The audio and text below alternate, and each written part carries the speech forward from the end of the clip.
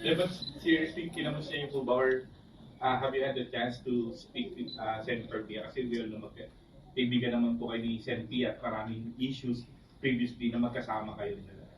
Hindi pa kami nakapag-usap as in usap, pero nakita nyo naman nung pinarangalan namin yung mga archers, nagkataong magkatabi kami nakatayo para sa photo.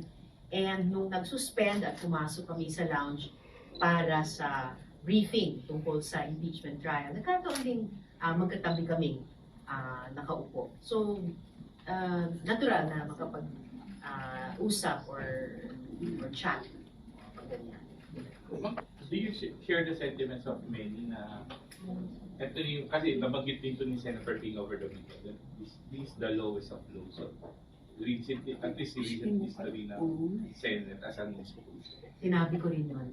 Pagkatapos ng mga pangyayari noong nakaraang linggo at yung 2 weeks ago, pati sa privilege speech ko na this is really the lowest na inabot ng Senado.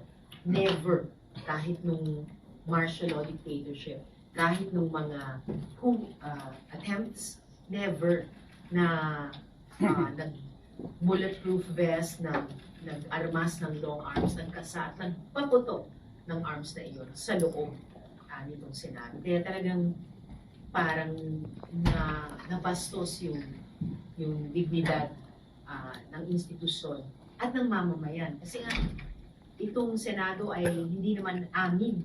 Stewards lang kami dito. Hindi namin ito bahay, hindi namin ito tabuan.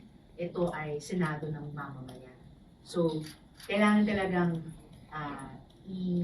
itayo namin ulit ang Senado. Tulad ng dati at mahabang panahon pagtingin ng mga Pilipino sa kanya.